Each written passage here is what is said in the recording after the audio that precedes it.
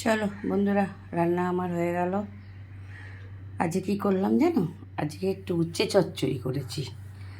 10 টাকার ডাঁটা প্রায় 7-8টা দিয়েছে। সজনা ডাঁটাগুলো, সেই মোটা মোটা ডাঁটাগুলো আছে না, সেই নিয়ে এসেছিলাম। 10 টাকার অনেকগুলোই ছিল, প্রায় 6-7টার ওপরে। তাই একটু উচ্ছে চচ্চড়ি করলাম, আর একটু ডাল করেছি, মুগ ডাল, ডাঁটা দিয়ে, কুমড়ো দিয়ে। আর তোমার এদিকে ভেন্ডি দিয়ে সর্ষে করেছি। আর তোমার একটু আলু ভাজলাম।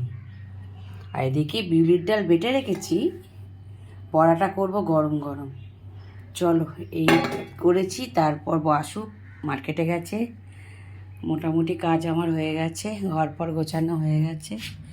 এসে আর পারি না বন্ধুরা, জানো মাঠ থেকে এসে খুব কষ্ট হয়, টিফিন করা করা খুব কষ্ট হয়।